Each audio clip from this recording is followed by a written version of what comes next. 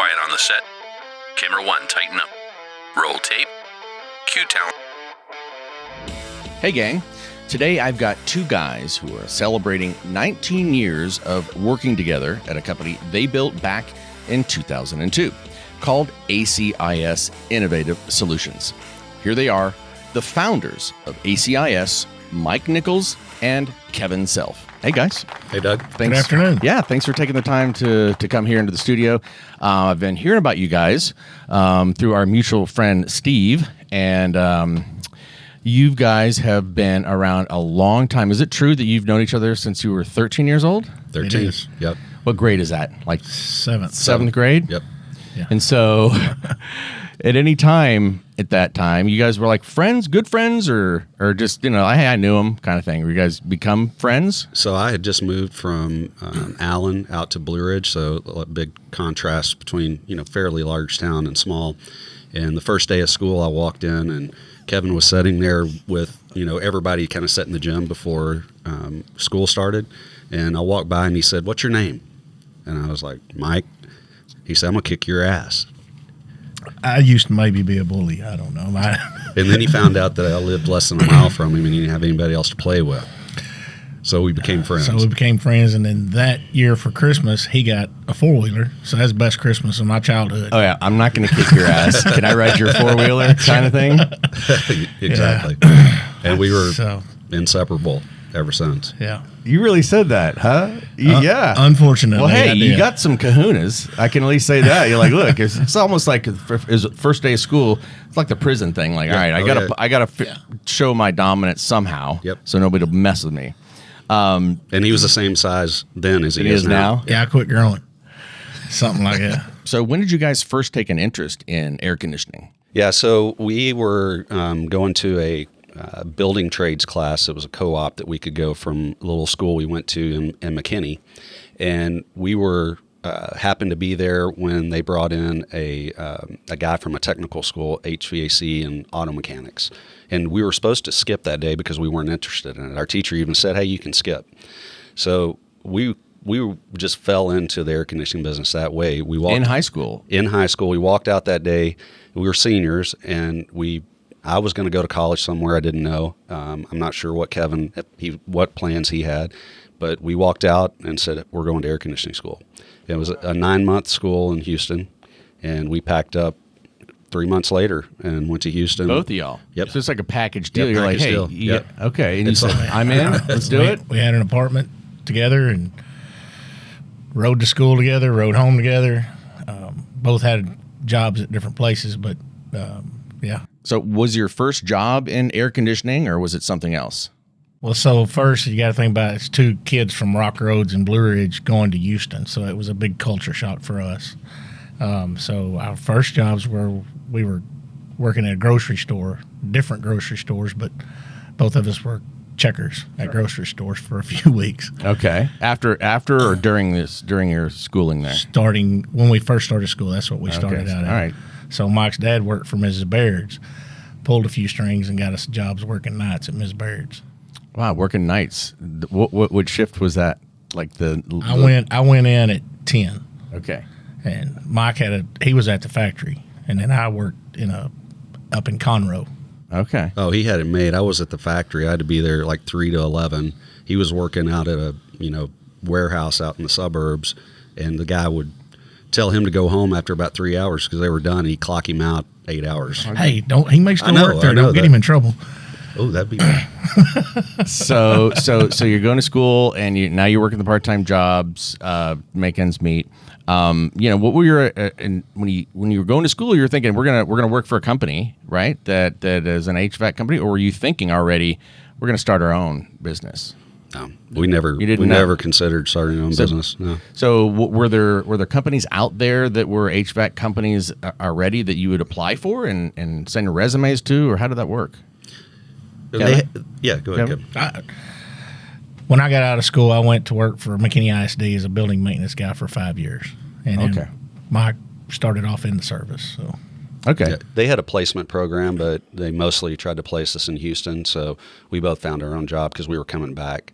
What we didn't mention was we're both responsible for introducing ourselves to our wives. Oh, no kidding. Right? So You were friends with his future wife and you were friends with his future wife? Now, how'd that work?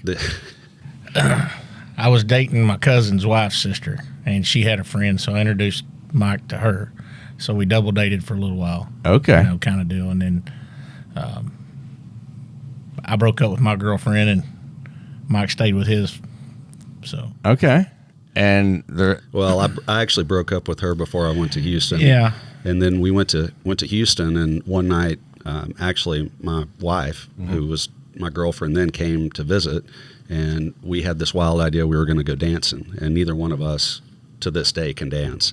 Are you kidding me? You guys actually pulled let's go. Sure, we'll go dancing. Yeah, we're going to go country dancing, and Kevin's like, I don't want to go, and so we finally talked him into going, and we pulled in the parking lot, and both my wife and I chickened out. And he said, by God, I'm going dancing. You got I me out bet here, I'm you going can dancing. two-step like a mother. I used to could. I want to find out, when was it you guys said, let's go into business together? We ended up starting our own business was just due to not being happy where we were. Okay. So we ended up working for the same company. I was there for 10 years. I think Kevin was there for 7. Yeah, I mean, we went interviewing with other companies to try to find a better place that we would be happy. And everywhere we interviewed, it was going to be a package deal. We're both going to go. And we just couldn't find a place that fit. It just felt like we were going to be changing shirts. So we decided to build a place where we wanted to work, where we would be happy. Okay. And that's kind of the mindset that we had going into it. It was a really bad culture where we worked. Okay. Really bad. Like, there was no trust. For us, it was all about getting, like Kevin said, working for ourselves to, provide a place that we want, where the culture was good, right? We were Right. just thinking it was going to be the two of us. We grew up in the country and did odd jobs and, hauled hay and built fences and Car barns. parks. And, we said, hey, if we don't make it to doing air conditioning, we'll do odd jobs where we have to do. Once again, I think we were pretty ignorant to what we were getting into, but we knew we could make a living for ourselves. Got it. And so when we started, we just didn't realize the following we would have from other people that we worked with that wanted to work at a place that was where they were treated with, respect. And so Okay. that's our purpose. ACIS exists to provide a place where all people are valued and treated with humility and respect. This is a company you guys have had for almost 20 years. 19 years you're celebrating today, in fact. Today, And how many employees do you have currently? 100, 150 here in the DFW area and 90 in Austin. In Austin. Yes. That's a lot of stinking employees. Yeah. And so that's the kind of part. And you handle what? Dallas-Fort Worth Metroplex? And Austin. And Austin. And we've got some stuff going on in Houston currently. So, and you've been at this capacity, roughly the same size, for how long now? I mean, We just we continue to to grow from the very beginning. I think we did a little less than $1 million in revenue the first year, and we'll do between the two companies right at $70 million in revenue that's this year. incredible. That really is incredible. It really is. It's like it's an American dream. We started in my garage.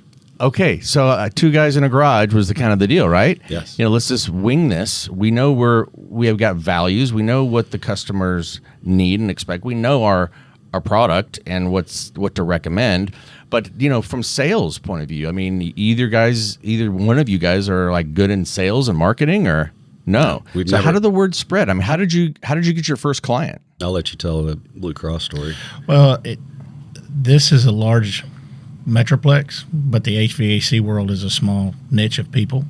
So especially commercial. Yes, and it's built on relationships, and the customers that came with us depended on Mike or myself. They called us instead of the office number, and so we didn't think we were going to get these big accounts right off. And 19 years ago today, we were in the insurance office getting insurance, and I was telling the insurance agent, we need $10 million umbrella. And he's like, how much that costs? You don't need that much insurance. You just need the minimum as $1 million. And I said, well, we're going to go after these large accounts. He said, if you get them, I'll write you the policy. And literally my phone rang right then, and the guy said, do you have $10 million worth of insurance? And I leaned over. I was like, do we have $10 million? He said, yeah. So he printed us off a piece of paper, and we went to work. Wow, and that was what was the name of the company? Blue Cross. Blue Cross. was down off Spring Valley in 75. Huge. 901 South Central. So that was the first big account, and you guys pretty much looked at each other and go, "Game on, brother!" Yeah, Right? We hired 2 people before the end of business that day. And what was their by the end of that day? Seriously, you get the insurance, the phone call. Yes, we have $10 million of coverage, and then we hired 2 people by the end of the day. Yes. This was such a big facility that Kevin was actually there all the time for the old company that we worked for, and his brother was also there all the time.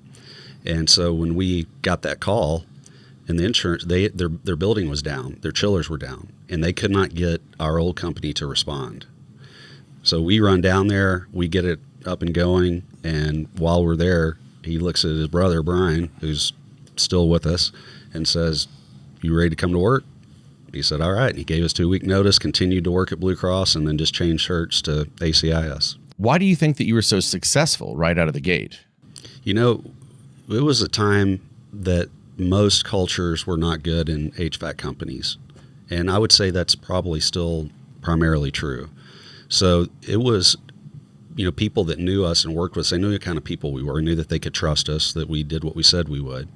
And they just were yearning, like we were, to find a place where they were treated with respect. So and then, we had other accounts that we worked for, right, that they wanted us to do the work. And then when you start hiring really good people, they have customers that, want them to do their work. And that's literally the way it spread. So I noticed on your website that you've got core values. I even saw a clip that Steve sent me that kind of made me understand the company that you guys just acquired. Mm-hmm. What's the name of that company? Team Services. Team Services. Stan and his group. Yep. Mike and Greg, yes. Mike and Greg, they said they were excited to be part of your company and that you all share the same core values. Tell me about your core values. Whenever we started the business, we didn't know core values. We didn't know purpose or anything like that. But, one of the things that whenever we started the business, I put down my tools. I'm not a air conditioning mechanic anymore. Now I'm learning how to run a business. So, through, just constantly reading, trying to get better, you start realizing, hey, we do have these values that are just, everybody has in the company. So at first it was just, that was the way it was, right? I mean, the culture was Mike and Kevin, and, humility, honesty, teamwork, growth, passion. Those are our core values. But eventually we named them. Which is something that people can relate to when you say that. I think integrity. Even though we might make a mistake, we're humans. It happens, but it's how you handle those mistakes which differentiates you. I believe, and you kind of have this philosophy. Have you had to have you had scenarios where you had employee issues that didn't represent those values, and you had to talk to them about it, or is there a certain way that you qualify people to have these values? We actually let a guy go last year that had been employed with us for several years, probably 10 or longer. He was there 12, and his core values just never would line up with ours, and we tried to make it fit, and best thing for him and best thing for us was to part ways. So how has the HVAC technology changed over the past couple of decades? Well, you're talking about how the industry's changed technology since we've been out of the field.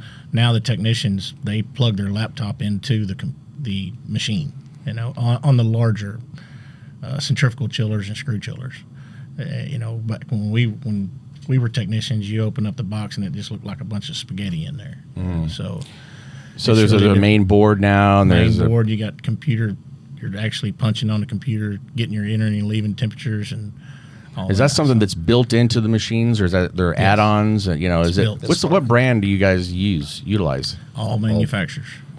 Train, Carrier, York, Daikin. Yeah. And it depends on the client, right? Either they have it, or do you work on new builds, or is it mostly existing? Mostly existing and replacements. And replacements. But what people don't realize what commercial HVAC is all about, and that's why I think we've had a shortage of people to get into the industry.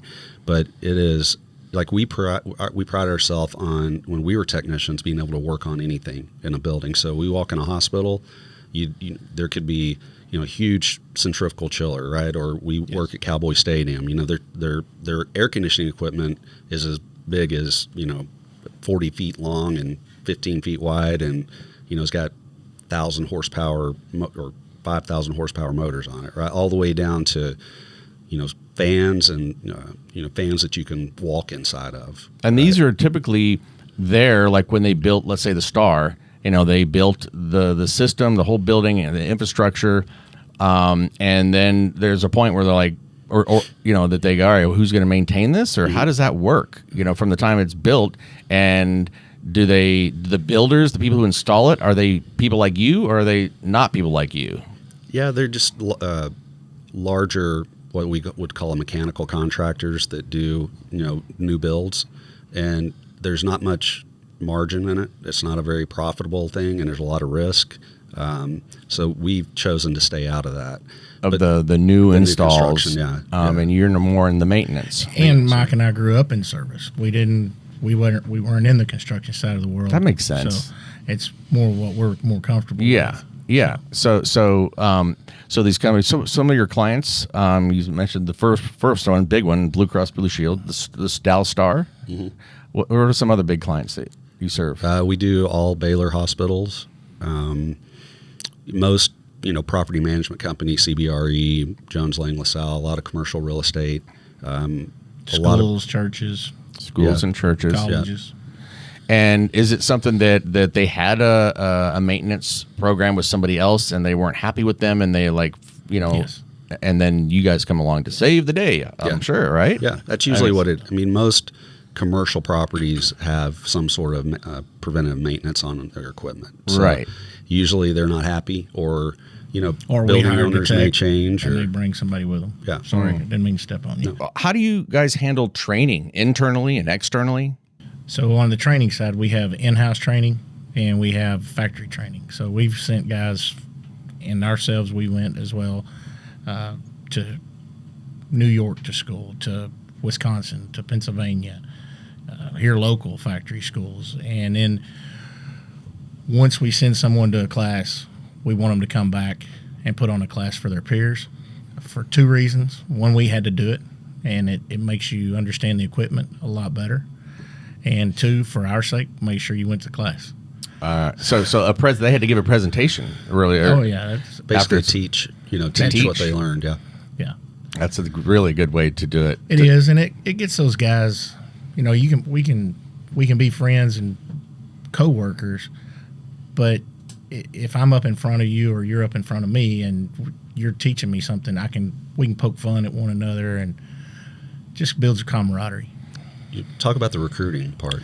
So had this pull towards recruiting kids. We're 70,000 technicians short in the industry across the nation.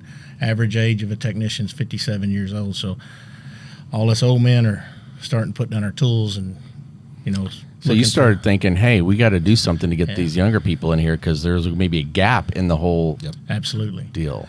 So I started going to high schools, to the FFA shops, and recruiting kids. And a few years ago, Princeton ISD started an HVAC program. So I used them along with other outskirt schools I'll go to their FFA classes and talk to those shop kids and just tell them about the opportunity. And then if they're interested, we give them a scholarship. We've got 3 schools that we support: Oklahoma State University, Collin College, and then a Tulsa Welding School has a air conditioning class down in Houston. So okay. Much like the one Mike and I went to. The other 2 are degreed schools, but the one down in Houston is a certificate school. Like trade type of deal, yeah. Correct. So when I'm recruiting the kids out of high school, that's what I tell them. Look, we graduated with 19 kids in our high school class, and we went to a 9-month course. It's not college. That was our education going into this. So if you have the want, the need, the desire, you can do it. But also, we were very blessed to have chosen air conditioning. I mean, I say it sometimes. I say it sometimes jokingly, but it's kind of serious. You know, we do air conditioning. We live in Texas. But a lot of these kids nowadays, it's like, well, that's not cool. I mean, no, it's not. They think, I want some tech. You think a tech job? Now that is technical, Absolutely. but is there a stigma on? I'm going to be the guy, tool belt, and do kids identify with that? Well, the reason Kevin recruits out of the small towns is because a lot of those kids are still in the country.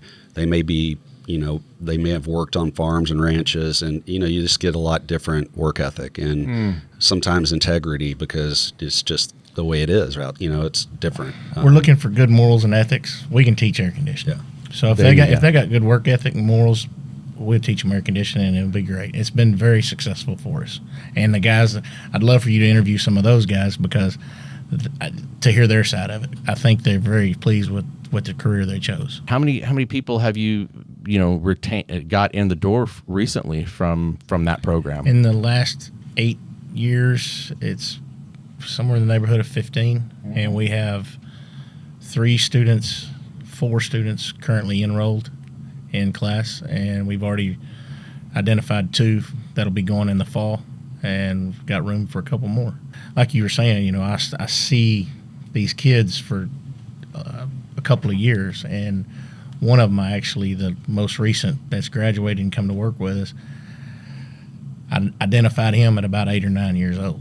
Oh, really? Yeah. You're scouting that kid. Yeah, and I kind of teased with him, and then one day you're going to be working for us. I got the commitment from him a few years ago, and he's going to be an outstanding technician. And this is not normal for our industry. So, Kevin he's on the board of directors at all these schools, and even in some of the high schools, they'll have a board just for their class. So wow. He's been instrumental in us having people because he sees other companies trying to recruit at these same places, but they're just showing up because they need somebody right now. He's investing in kids when they're 8 years old. You guys don't just do HVAC services, is that correct? What are the other things I saw? Plumbing, electrical, and controls. So when did you guys decide to go into that, branch open like that? Mike mentioned a customer today. His name is Jason, and he was taking care of the hospital here in Frisco, and he couldn't find a plumbing company that he could actually rely on, and he kept asking us to start a plumbing company. And one of our employees, Don Henson, came to us, and he's like, "I've got a guy, and actually a couple of guys, and if y'all want to try it, here we go." And so Jason was responsible for pushing us, and Don helped us find the plumbing to get it started. Prior to working with other trades at our company, or prior to bringing them in, I just thought HVAC was if you could do HVAC, you were top guy. And, it does take an intelligent person. Yeah. But I've earned a whole new respect for the plumbers, the electricians, and the controls guys. How long have you been providing these additional services, plumbing and electrical? 10 years, probably. Wow. So you got a lot of experience under your belt now. So now you can kind of walk around with a little more swagger. You've been through challenges and overcome them and learned. Are there different employees that are specifically trained for plumbing, or do you cross train? Like, is specific? It specific? Yes. Yep. That's they help each other out. Like this real cold snap we had back a few months ago. The electricians were helping the plumbers. The HVAC guys were helping the plumbers. When Snowvid hit. So it's really, yes. And so it's kind of neat to be in our shoes and see the guys pull together and they just took the bull by the horns and took care of business. We really weren't needed for anything other than, hey, this is what we got it taken care of, boss. Yeah, kind of thing. So what is team services about? What is their business, and what are they? How have you welcomed them on, and how's that helped you in your business and expanding? They're quite a bit smaller than us, right? They have 90 employees versus 150, but they do the same thing we do, except they don't at the time when we purchased them, they didn't do plumbing, electrical. They do controls and HVAC. So we've installed a plumbing department there because, once again, they're ingrained in the Austin market, have all these customers. And when we were in due diligence to buy them and we were calling their customers for references, we would ask them, hey, if Team Services had a plumbing division, would you use them? And out of 10 people we talked to, they all said yes. So it's, no-brainer to go in. It's kind of eye-opening, isn't it? Yeah. The owner down there, the president's like, I don't know why I didn't do this years ago. It took somebody like you guys to push them in that direction, yeah? Yeah, it's only been since last October. that we acquired them. And the strategy, did you ever think that you'd be, you hear so-and-so acquired so-and-so. It's like, wow, some big stuff going on out there. Did you ever think that you guys were going to be buying other companies? Yeah. No. I mean, I don't know if you know this, but we sold majority interest to private equity in 2019. So we didn't know anything about private equity at the time. And so all this was really new. And what's really cool is when we went to sell the business, we had so much interest, and it was, we used a boutique broker who just put us out to certain people, and we had about 7 companies that we met with that all of them put an offer in to buy us. So we were able to choose the best partner, which is Calteus Equity Partners, and our whole strategy from that point on is we're going to be in all major markets in Texas. And then we're going to double our revenue, and we're going to sell again. And the next wash and repeat. We'll go outside of Texas. So we bought the company in Austin. We're looking to buy one in Houston, and you got the 3 big ones. You got the Dallas, you got the Houston, Austin. Well, there's San Antonio, I guess, is in. Yeah, that's another area that we have. The beauty of having really good customers here that also have facilities in the Austin area and Houston, San Antonio. That's another way that we can just go into a market and have revenue pretty much from the beginning. So that's really interesting. Because I was going to ask you what the future looks like, and it sounds like you just mentioned it. It's you kind of realize we can do this. So if we can do this in Austin with Team Services, let's figure out another. I don't know. Do you look for the leader in that area? Yeah. Well, or a competitor, somebody that's not at the bottom, but somebody. I mean, how many companies are competing in this space in these big areas? How many companies like yours are there in this area? Are there like a handful?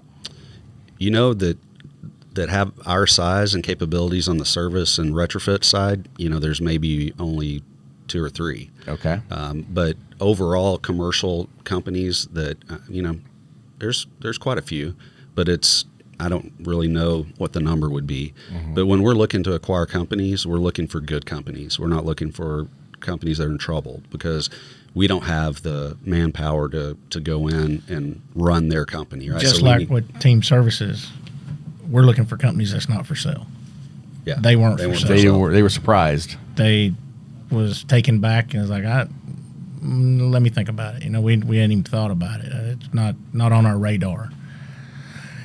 After a few conversations, it's like, yeah, let's join up. I think after spending time with Kevin and I, they realized that we were very similar to them. They're a little bit older than we are, but I think they felt really good about the culture, and that's what meant the most to them too. So they weren't going to sell to someone that was going to come in and change their culture. Yeah, that's the fear I think that a lot of companies have. Like, that was our fear. What are some things that you guys do currently now to to have fun?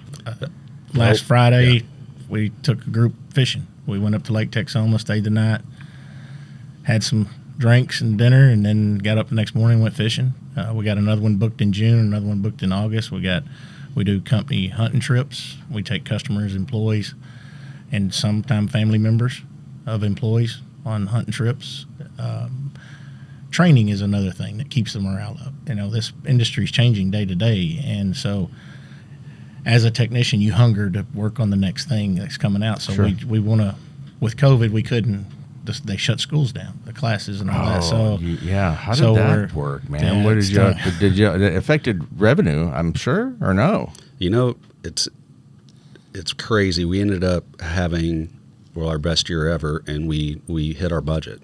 And so it started, we didn't know that was going to happen, right? We were preparing for the worst, but we really tightened down and just, we managed our business pretty good anyway, but, now we're even better. So, I've seen a lot of good come from it. You've not come across anybody who's like, hey, we're gonna need to cancel our contract. We've gone belly up. None of that's happening. No, we did. Yeah. Did you? Yeah. I mean, our customer base is so diverse that, we had quite a few businesses that went under.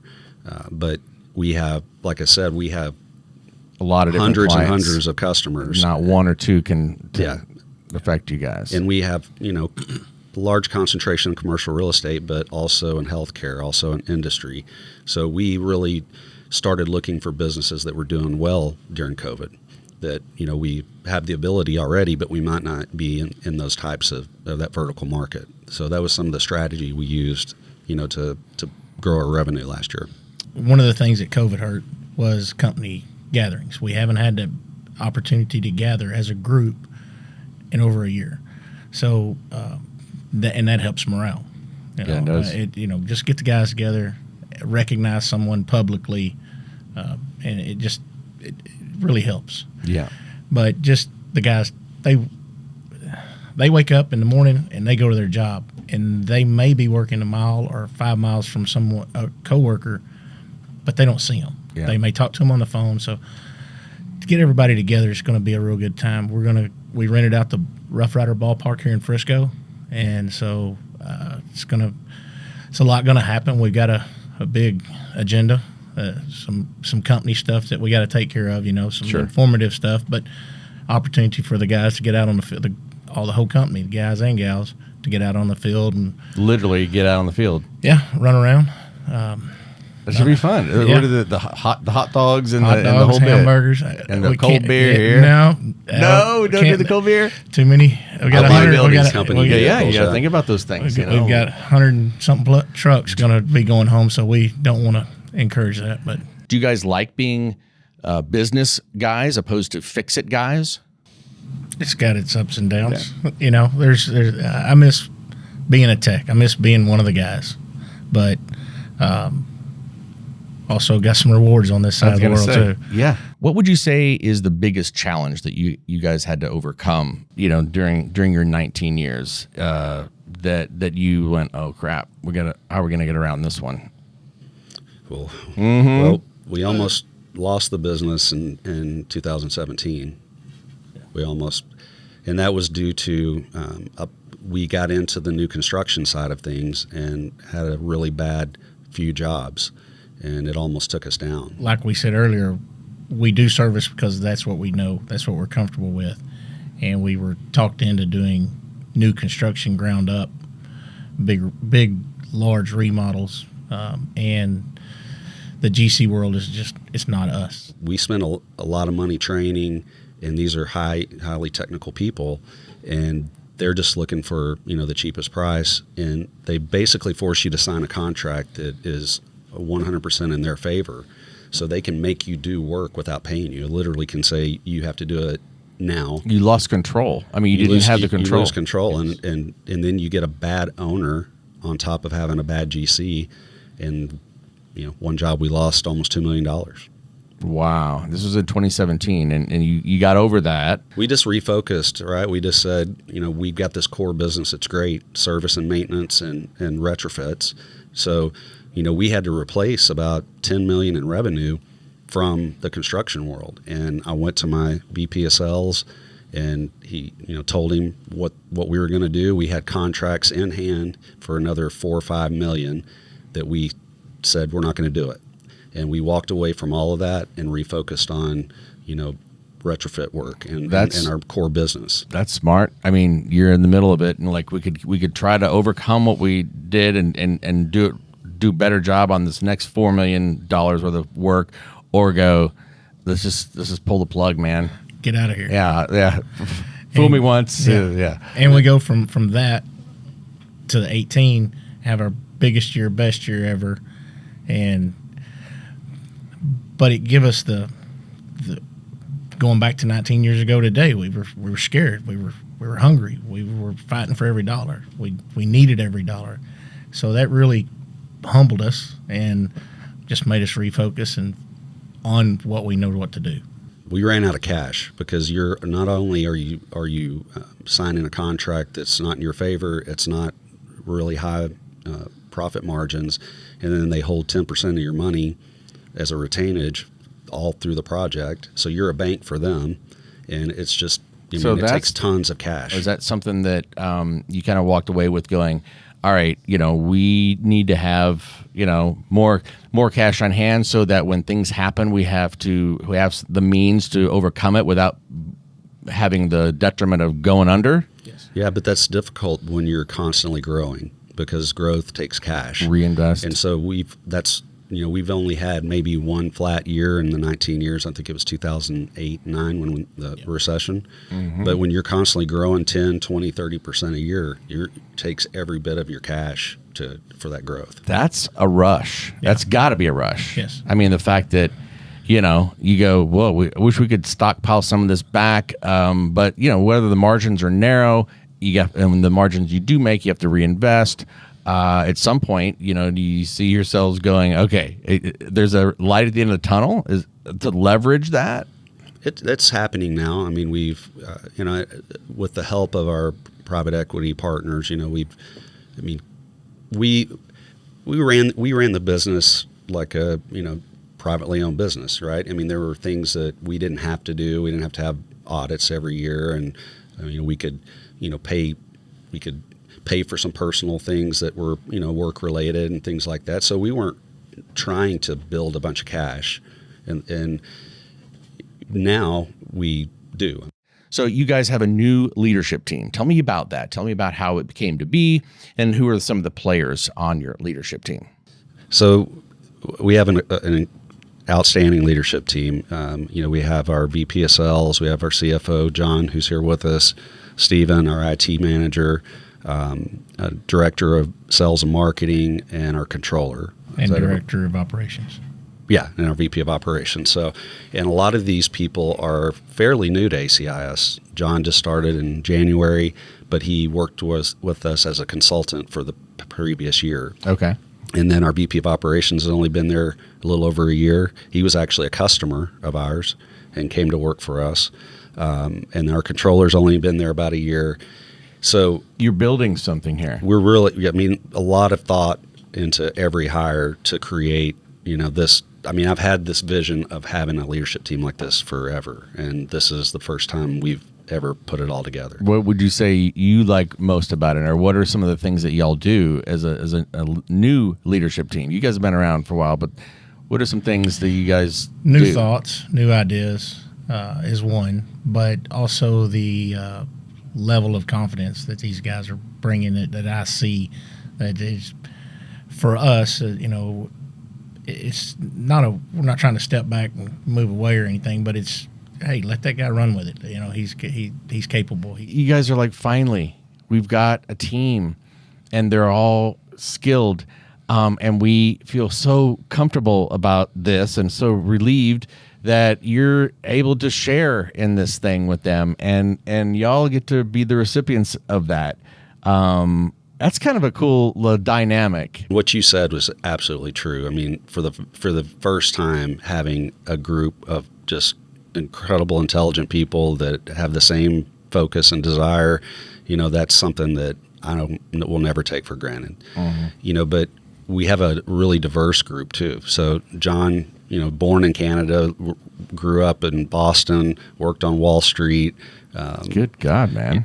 From the Jewish faith, right? Mm-hmm. Which is really, I'm always fascinated. We, because we will say prayers and stuff in the company meetings, and I'm afterwards like, man, was that okay? I hope we didn't offend you, or right. But so then we have our VP of Ops, he grew up in Kenya. He was born in England, but he was in the British Special Forces. Just a badass, huge, muscled up guy, with this accent. It's just a diverse group. And it's a motley crew. It is. Do you guys have children? Do you? Either one? Both of you? You do? How old are your kids? 28 and 20. 28 and 20. 29 and 24. And I have 4 grandkids. Wow. Yeah. And you guys, I'm 52. Are you guys in the same ballpark as me? No, I'm only 50. Oh, you're a young pup, huh? I'll be 51 here in a couple weeks. Is that right? Yeah. And raising kids in this world is different than the way we were raised. Yeah. Absolutely. It's kind of what would you say that you've noticed raising your kids and seeing the kids that you're sending to school to learn this? Well, just out of curiosity, like what would you say about the youth today? That's the thing. This is it's such a problem. It really is. And as great as it is, we didn't I hate to say, hey, we didn't have all these things. Didn't. But, a technician today can get any information he needs, manuals, pictures, all that from the phone. Yeah. And plus he can call his buddy Yep. and help him work through it. Right. We couldn't do that. We didn't have phones. We didn't have radios. So you go up. We had on a pager. Yeah. Had the pager. You had to figure it out. So Yeah. I think it slows down their learning. Their growth. Yeah. You know what's interesting that somebody brought up to me, because I got a son who's 22 and a daughter who's 20.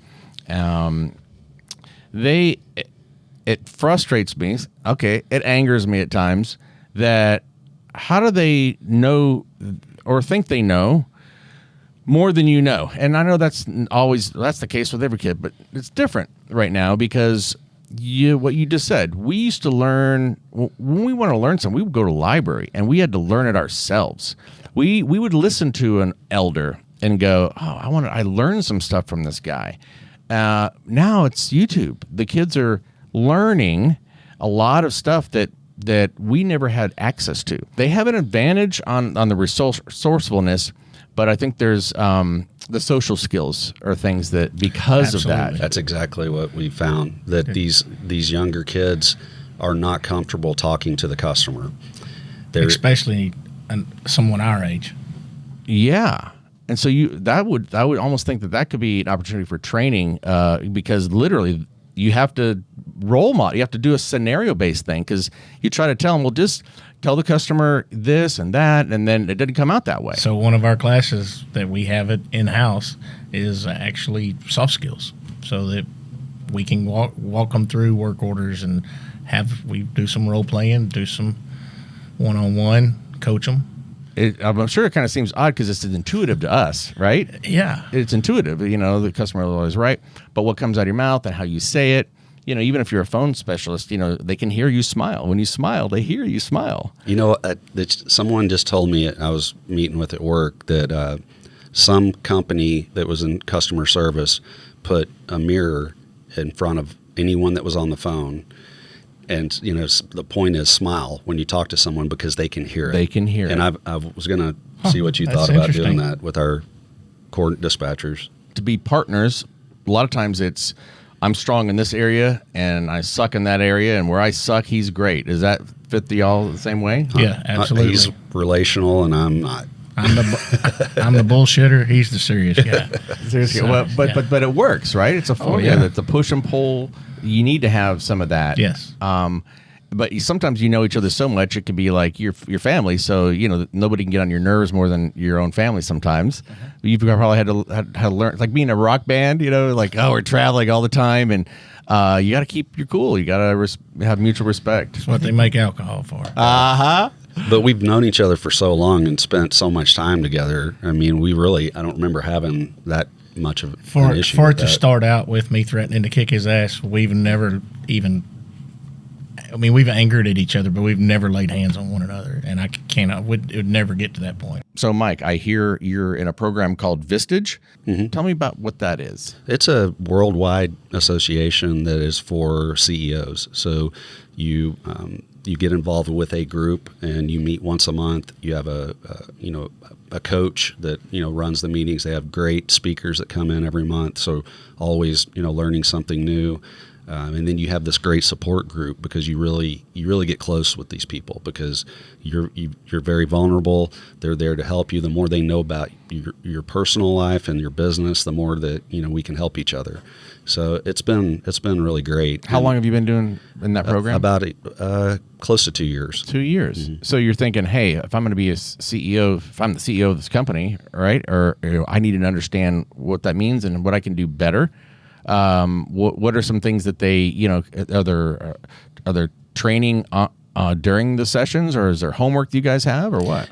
Not really homework, but there is, I think, trying to think of some instances, like we had someone come in that was really talking about personality profiles, DISC profiles, and things like that, which, talking about improving yourself. I mean, that's just always been, always want to be better, right? So I've done a lot of personal growth, done a lot of personality profiles and things like that. How has Vistage helped you become a better CEO? Well, you talked a little bit earlier about being, understanding what you get upset about, right? And the older you are, I think the more you understand what your triggers are. So it helps you understand yourself in a way that you didn't know. Wow. And it's crazy how it's almost like counseling, but yet on a CEO corporate kind of level. Yeah, I mean CEOs are people too. Yeah, but it's just all of these things are really about becoming more self-aware. Understanding yourself better. So, and then learning how to understand, people better, because it's always about people. I mean, the headaches are about people. The successes are about people. It always will be about people in this business. And so the more that you understand yourself, the less you're going to have those situations where, maybe you fly off the handle and then you regret what you said, which, I've had plenty of. I probably witnessed the change more so than anybody. So tell me about that. Well, just to see him, the way he handles himself now compared to the way 5 years ago. Self-awareness, just becoming self-aware. And it's kind of fun. He doesn't, I'm going to admit something. I try to trigger him sometimes and can't do it. So wow. He's trying That's to get something. you. Yeah. I mean, in a fun way, I'm sure, but like trying to go, man, this guy's really. So like I was a big self-help person for most of my life, and, How to Win Friends and Influence People, Dale Carnegie, all those things. I would read those things. And when I became a manager, I'm like, I got to be a good manager because my manager sucks, much like you guys experienced. So I did a lot of that, reading books, audiobooks. You're the same way? Yeah. Oh, yeah. Always something. Reading. I'm bookshelves full of books. You don't read fiction for pleasure. It's because I want to better myself. It's ridiculous. Like I used to read. I would read crime novels and things like that. I can't. I'm like, I can't do this. I could be learning something, which is stupid. No, it's not. I got the same disease, brother. And it's like, I mean, even in my industry, when I first got back into this specific industry, cameras have changed and software has changed, and I'm like, I was a manager for 12 years, and then I had to get back into like shooting again, and it's like, whoa, I had a lot of learning to do, and I thought, is it worth it? Should I just change careers? But no, that self-help, you can relate to that? Absolutely. Like, man, this has been going on a long time. Surely I can do something else. Yeah. We went through a year-long leadership class that was mostly about learning more about yourself and how to interact with people. It's basically a whole year of that, and it was incredible. It, I think, changed both of us. Not the Vistage. Not Vistage, no. What was that called? Do you remember? Stagen. Stagen. It's a incredible organization. I actually thought going into it, I would come out as a better boss. I actually come out as a better person. It just makes you very aware of your surroundings, your how to approach people, how to listen to people. Listen, yeah, that's a big deal. Yeah, I'm still working on that one. The Stagen, is that how it's pronounced? Yes. Is it something that's local? It's local here in Dallas, but people come from all over the country because you meet for a full day once a month, but once a quarter. But you have. There's a lot of homework, you meet a lot every of week. Reading, a lot of homework. Yeah. You're on You're the phone calling calls every week with your group. And what is their goal? Did they say, once you finish this course, you'll be able? Well, remember, we didn't graduate. We commenced. You're continuously practicing, learning. You're never finished. So that's probably one of the biggest things I learned is to continue. Don't think you know it all, and there's always something new. Continue and not probably not necessarily about your field and the gear and the software, that kind of thing. More about people.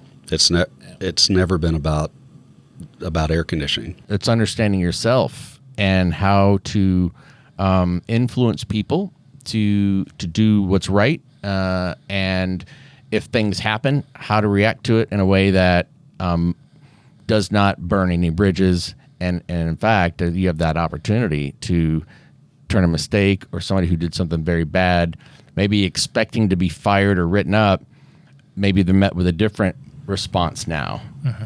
Exactly. I mean, that's, what you don't realize whenever you're young and you're not managing people, right, is everyone sees the world differently, right, through their own lens. And that can be really difficult to understand, right? If you're trying to get somebody to act a certain way and they do certain things, you just can't understand it. The people that want to start their own business think of themselves as a tool. You've got to stop sometimes and sharpen yourself. You got to take care of your tools. You got to take care of yourself. So that's a great analogy. And then another group that we're a part of is Synergy, and it's a group of contractors much like us across the nation. So that's helped with ourselves. It's helped with training our technicians as well. We communicate constantly with them, and we help one another out as technicians, because we're in Texas. Not a whole lot of boilers except at hospitals and industry plants. So if we get stumped, we got contractors in New York or Chicago that we can call, and vice versa. So it's another group of guys that we really have connected with and benefited from greatly. Well, that's opposed to the. I'm not going to tell them that. That's why I'm valuable. It's this sharing thing that I think people who do that recognize the power of a group, and that you're human and you're going to be confronted with something. And boy, wouldn't it have been great if I had somebody I could have reached out to. So why not you do that for somebody else, and don't worry about competition and who knows more than the other kind of thing. Because bottom line is we're all trying to do the best we can. We can use as many friends as we can get. That's great advice. Well, you guys, thanks for stopping by and visiting with us. Hopefully your beer made sitting here this long a little more enjoyable. Ready for another one. Well, we can do that here in a second. Well, that wraps up this episode of Business Upfront. Until next time, y'all be kind to one another and keep striving for greatness in everything you do every single day. See ya.